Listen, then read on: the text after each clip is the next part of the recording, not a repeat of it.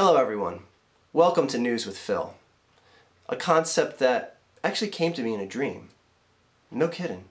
Anyway, what is News with Phil? Well, Phil Defranco is one of the biggest douchebags on this website. He's one of the head vampires, if you will, that led to a decaying of this website. Just led to more fake thumbnails being used, more misleading titles, more jump cut, as if you could fit any more jump cuts in a video than Phil does. People have actually just gone beyond him, which is just fucking amazing. Anyway, this is something I've always wanted to do a sort of like news style show where I report actual things in the news, though I'm doing it in my way where, as you can tell from the video, it's just basically using a random little something that's sent to me about Phil himself, and I'm going to use that as the title. Call it misleading, if you will. I call it creative. Anyway, anytime you see News with Phil, you're going to get this. I got this right here on my notepad in front of me. 2 world stories, 2 US stories, a story on sports, and then a story about Phil himself to end the episode. So without any further ado, let's get to this shit. Alright. This is the part where you would have seen at least 5 jump cuts before you get to the first story. Leading off our world news today, something happened in the United Kingdom that didn't involve the royal family. I know, I couldn't believe it. I saw it in my news feed today. I was like, that's weird. This title, it says something about the United Kingdom, but it doesn't say prince anywhere or a royal baby. It didn't say anything like that. It was about a vote in Scotland for independence. They were going to basically secede from the Union, something that's talked about numerous times here in America and no action's ever taken. Well, in Scotland, they actually took action on it. This was actually pretty big news. For those of you who don't know what the United Kingdom is or where it is, it's just south of Texas and north of Guatemala. Anyway, the United Kingdom is comprised of Northern Ireland, Scotland, Wales, and England. I bet you people over there across the pond didn't think I knew that. Anyway, what happened here is there was a vote and it fell short. 45% to 55% it fell short on. That seems like a rather unanimous victory, and it's being celebrated as a rather unanimous victory for just independence, or for just democracy and UK loyalty, and the people have spoken and they want to remain loyal to the United Kingdom. Keep the United Kingdom together. We are mighty and powerful with us and our group of people. Anyway, I kind of see this more as, why are 45% of the voters in this election wanting to break away from the United Kingdom? I want to more look into that. Like, I'm not interested really in the 55% of the people that stood up and said, no, we want to stay united as the United Kingdom. I'm more interested in why 45% of people in a first world country, or part of a first world conglomerate of countries, want to just leave the Union, want to just say, hey, we're so fed up, like what happened that was so bad? And I'm not saying the reasons why the Scottish people brought this vote are invalid or unjust or anything like that, but this isn't something like the old Soviet bloc countries that were just like, held down with the iron fist, be like, oh, you want to secede from us, Yugoslavia? No, it ain't happening. You too, Poland? No, it ain't happening. Until just all-out anarchy broke out and just, everything was overthrown and there was a coup and blah, blah, blah.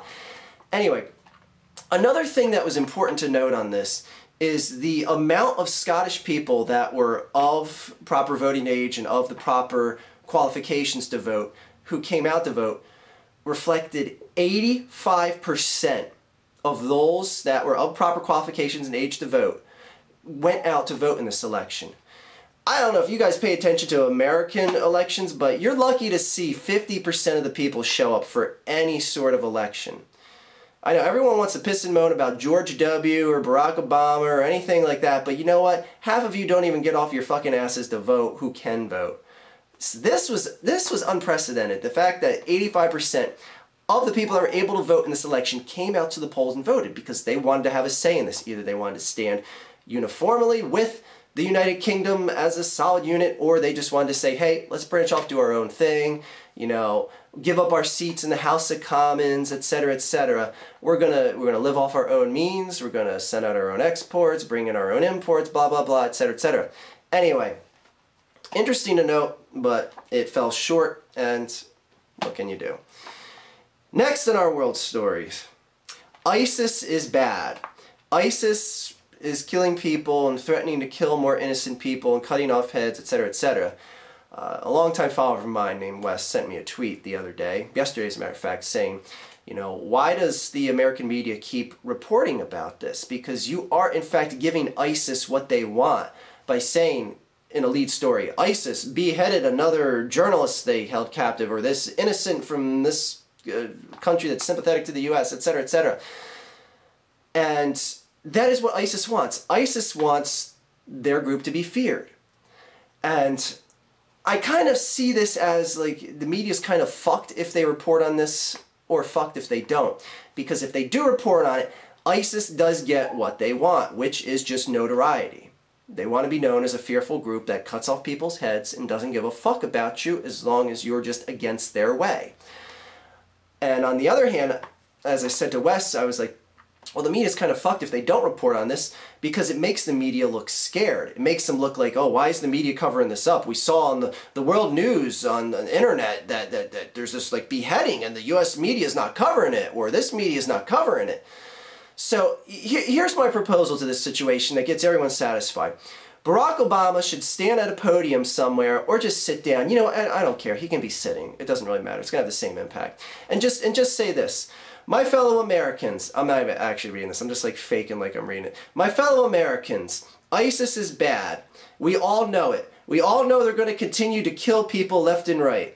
So I want to say to the news media organizations out there, stop showing footage of them killing people. Stop addressing them. We all know they're bad. We all know they're out there. And we all know they're going to continue doing their shit. So you go on and continue to do your shit without giving them popularity. P.S. Go Yankees. I don't know why he would say that. He was a White Sox fan his whole life. Why would he start rooting for the Yankees? That was a weird thing to note and speech on.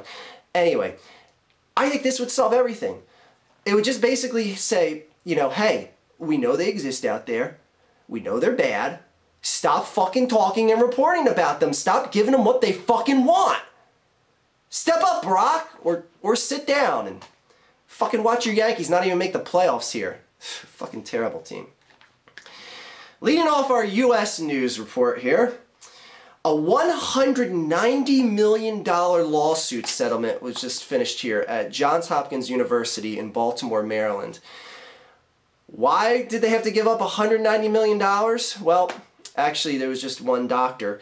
This doctor was a gynecologist at Johns Hopkins University, and he was taking footage of vaginas for his personal use, or maybe planned on starting a website. Like, who knows? I don't know what a pervert gynecologist would do with all that footage.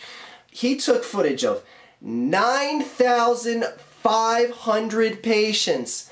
Jesus fucking Christ, that's a lot of pussy. But seriously, if you think about that, like if you're a gynecologist, like, don't you get kind of tired looking at vagina all day? Not to mention, like, probably a lot of these are just old people, and like, do you really want to get off to that or have secret you know, hey, whatever, I won't knock the guy for his perverted thing. Well, I will knock him because he's recording innocent people that had no idea, and he was using spy cameras. He would wear spy cameras that, like, the patients would question, and he'd be like, what is that? Oh, it's a thermograph of some sort to make sure your vagina is the right temperature. And it was like a pen cam he would stick in to record the footage. Fucking sicko, perverted fuck. My God, a gynecologist with 9,500 people's privates. Jesus Christ, either this guy's the horniest person on the earth or just whatever. Anyways, the happy ending to this is the guy ended up killing himself. Now, I know, okay, oh, sorry, yeah, I know, he's got a family and all, but you know what, fuck the guy. I'm sorry. I'm sorry if I have no guilt for a guy that's going to infringe the privacy of so many fucking people that are going there for a doctor's visit. You know, I'm sorry. Boo-hoo. He died. He killed himself. Oh, I'm so sad. Anyways, second story in our U.S. news report. Oh, this is a good one. New York City is allowing public access to their cultural centers for any immigrant that shows proper documentation that they're legal to be here in America. This is great. I was always wondering what we were going to do to help curb illegal immigration, and this is it. This is what's going to solve it. Because right now, someone is sitting there in New York City saying, you know, I would like to go into the Metropolitan Museum of Art, but I don't want to pay the cover charge at the door. Oh, what's this on my newspaper? I can get in for free if I have a proper green card or visa? Holy shit, let me get down to the immigration center right now. What the fuck are they thinking? This is the stupidest fucking thing I've ever heard. Like, this is gonna change the amount of illegal immigration at all. Like, someone's gonna be like, I can get into the Bronx Zoo tomorrow, then I could go to the Metropolitan Museum of Art, I could make a whole day of it, I could do it for free. While the people in the US that live here and were born and raised here have to pay. That's wonderful. Whatever. Good on you, New York City. You're doing something to help stop illegal immigration, I guess. And in our sports segment, Roger Goodell is doing things and saying stuff. In fact, he's doing stuff right now. I decided to make this video in the middle of his press conference because I just started droning out. I just like, just the amount of hypocrisy and double standards in the NFL right now and who they're disciplining for what and why. Like, this guy is allowed to play for the year, but this guy did the same exact thing and he's suspended for the entire year, yet this guy did something way worse and he's still playing, but this guy over here, he's out for the rest of his life. But this guy was convicted years ago of something that's way worse than that. But he got a second chance, and this guy is never going to be able to be hired again. The NFL is just in such a quagmire of just sticking foot in mouth so many times, and their actions just looking totally asinine compared to one instance to the next, that it just doesn't, I don't even care. I just don't even care when Roger Goodell comes out and says, oh, we're cleaning things up now. There's still hypocrisies and double standards as you're putting these gears into motion. So just save us your breath. At the end of the day, nothing is going to happen, and nothing even happened till, with this Adrian Peterson thing, until Anheuser-Busch stepped up and said, hey, we're going to seriously consider pulling our advertising dollars from you. And we invest over $100 million in ad revenue in your company.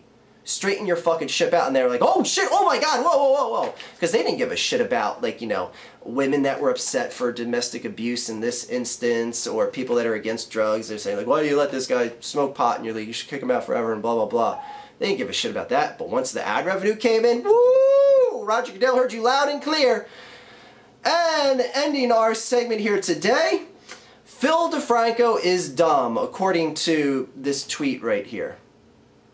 I know, I stole the spotlight and I made me be the first one to do this. Anyways, there's some confusion as to what I wanted from you guys on Twitter, so I said, oh, fuck it, I'll do it myself. I do not have a confirmed source. I've heard from a number of people that Phil Defranco is, in fact, dumb. I'm just letting you know that studies are going to be conducted, and hopefully we will get the results sometime around the year 2089, so stay tuned with that. So if you want to be a part of a future video here of News with Phil, feel free to tweet me at the Archfiend or leave a comment below just stating a random fact about Phil Defranco. That it doesn't have to necessarily be an immediate fact. Like I said, I can investigate it like I'm investigating this dumb allegation, and I'll get my resources on it and hopefully get an answer for you within the next millennium. So, hope you enjoyed this first ever edition of News with Phil, and as always, no jump cuts. Ever. Oh fuck! God damn it! Almost went the whole video. Have a good day, everyone.